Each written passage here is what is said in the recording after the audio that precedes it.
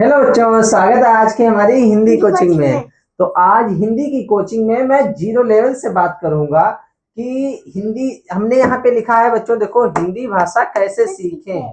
हिंदी भाषा कैसे सीखें सवाल आता है हमारे या तुम्हारे मन में, या किसी विदेशी के मन में, या कोई अनपढ़ व्यक्ति है तो उसके मन में, कि हिंदी भाषा को सीखना क्या कठिन है। मैं बताना चाहूंगा कि दुनिया की कोई भी भाषा है, भाषा को सीखना बहुत ही मुश्किल होता है। मुश्किल क्यों होता है उसके बारे में नॉलेज अगर नहीं है हम और आपको, तो वो भाषा सीखना मुश्किल होता है। तो मैं हम और आप कोई भी भाषा या बिजनेस या किसी भी लेवल का शुरुआत करते हैं तो हम वो जीरो लेवल से करते हैं। कहाँ से करते हैं? जीरो लेवल से। जीरो लेवल से। अगर जीरो लेवल से आप नहीं शुरुआत करेंगे तो आप बिल्कुल नहीं सीख पाएंगे, क्योंकि उसके कुछ रीजन है। जैसे मैं हिंदी भाषा आपको सिखाने जा रहा हूँ। देखिए, हिंदी भाषा में हमारे स्वर हैं 12। स्वर कितने हैं? 12। और 36 व्यंजन है। तो ये स्वर और व्यंजन क्यों बोला गया है? जैसे कि हम और आप कोई भी सब्जी बनाते हो, और सब्जी में जो स्वर होता है हमारा, स्वर नमक बोला जाता है। स्वर क्या होता है ना? नमक बोला जाता है। नमक की संख्या 1 है। नमक क्या है? संख्या में एक है। और व्यंजन कितने हैं? उसमें चाहे मटर डाल लो, चाहे आलू डाल लो, चाहे कोई भी चीज डाल लो, वो तो व्यंजन हमारा हो गया। लेकिन जब तक स्वर नहीं आएगा उसमें, तब तक अच्छा खाना नहीं बनेगा। तो इसलिए मैं आपको आज स्वर और व्यंजनों का नॉलेज करवाने वाला हूँ। तो देखिए, यहाँ से हम शुरुआत करते हैं। पहले तो मैं बताना चाहूंगा कि व्यंजन हम पूरे नहीं लिखेंगे, लेकिन स्वर जरूर हम पूरे लिखेंगे। स्वर की संख्या कम है, अच्छा वीडियो भी बन जाएगा और अच्छा नॉलेज भी आपको आ जाएगा। तो स्वर यहाँ से शुरुआत होता है। छोटा आ, छोटा आ, बड़ा आ, छुट्टी ई, बड़ी ई, छोटा ऊ, बड़ा ऊ, रीर ए, आए, ओ, आओ, अंग, अंग, आहा, आहा, आहा। ठीक है, ओके। अब इनकी हम पाई मात्रा बताऊंगा आपको। देखिए किस तरीके से है। छोटा आ, छोटा आ की पाई मात्रा नहीं होती है, लेकिन जब हिंदी व्याकरण आप लोग पढ़ेंगे तो उसमें छोटा आ का भी महत्व होता है। तो बड़ा आ का डंडा, छोटी ई की पाई। देखिए किस तरीके से लगती है। बड़ी ई की पाई, छोटो ऊ की पाई, बड़ो ऊ की पाई, रीर की पाई, ए की पाई, सॉरी, ए की पाई, आय की पाई, ओ की पाई, औ की पाई। ओ और औ में अंतर क्या होता है? देखिए, ओ में सेम टू सेम डंडा लाइन बही रहती है, लेकिन पाई एक होती है। औ में क्या होता है? 2 पाई लग जाती है। अंग की बिंदी, आहा की बिंदी, हा की बिंदी। ये हमारा जो नक्शा तैयार हुआ है, ये हिंदी हिंदी के स्वर का तैयार हुआ है। स्वर और व्यंजन होते हैं, उसी तरीके से हिंदी के हमारे 12 स्वर हो गए। तो इनकी ये पाई मात्रा है, पाई मात्रा हो गई। ठीक है। तो हम कोई भी व्यंजन लेंगे, कोई भी, जैसे शुरुआत में आ जाता है का। क्या आ जाता है? का। तो का व्यंजन को लेते हुए मैं इनकी जो ध्वनि है वो चेंज करवाऊंगा इस तरीके से। तो ये यहाँ पे लिख दिया हमने का। और का में बड़ा आ का डंडा जब लग जाएगा तो क्या हो जाएगा? का। फिर का लिख दिया और छोटी ई की पाई लगाएंगे का में, तो का हो जाएगा कि। फिर बड़ी ई की पाई लगाएंगे का में, क्या हो गया? की। छोटो ऊ की पाई लगाएंगे का में, क्या हो गया? बड़ो ऊ की पाई लगाएंगे का में। देखिए नक्शा वही सेम टू सेम आ रहा है, पाई मात्रा का नक्शा जो है सेम टू सेम आ रहा है। क्या हो गया? रिद, रिद की पाई मात्रा लगाएंगे का में, क्या हो गया? त्रा। कामा ए की पाई, कामा आई की पाई, कामा ओ की पाई, कामा औ की पाई,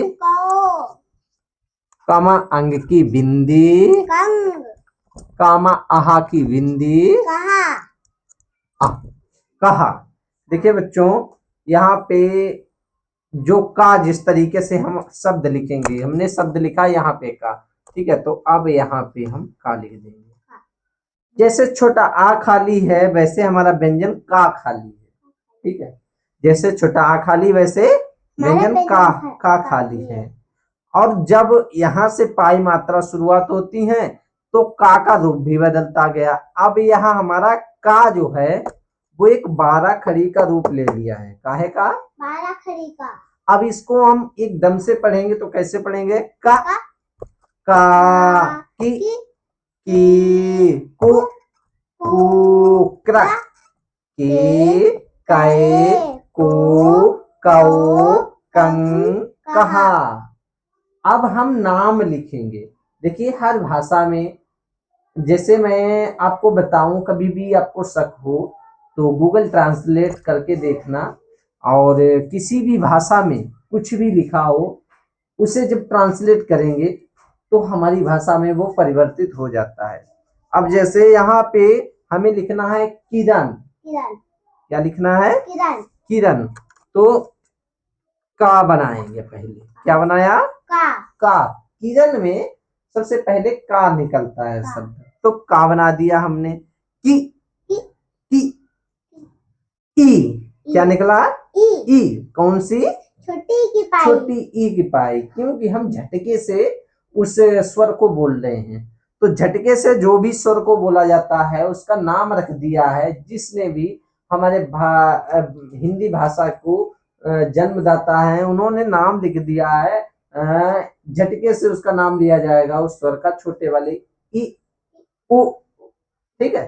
तो उसी तरीके से लिखा है यहाँ का और कामा छुट्टी की पाई की रा न, ये व्यंजन है, रा न, तो रा लिख देंगे और ना लिख देंगे, किरण, ठीक है।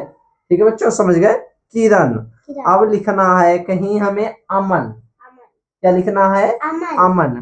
तो आ मा न, अमन। तो मैंने ये शब्द जो लिखा है अमन, इसमें समझाना चाहूंगा ना का महत्व है और ना पाई मात्रा का महत्व है। तो बहुत से हमारे ऐसे भी नाम हैं जो व्यंजन से ही बन जाते हैं। बहुत सी वस्तुओं के नाम हैं, बहुत से इंसानों के नाम हैं, बहुत सी जानवर पशु पक्षियों के नाम हैं, तो सिर्फ व्यंजन से नाम बन जाते हैं। अच्छा, अब यहाँ पे हम इस अमन नाम को कुछ चेंज करना चाहें, पाई मात्रा की सहायता से चेंज करना चाहें, तो क्या हो सकता है? देखो अमन, ठीक, अमन। तो अमीन, अमीन। देखो मुस्लिम समुदाय में नाम होता है अमीन, नाम चेंज हो गया। क्या पहले था? अमन। अमन। ज्यादातर हिंदू लोगों में अमन नाम रखा जाता है, अमन, ठीक।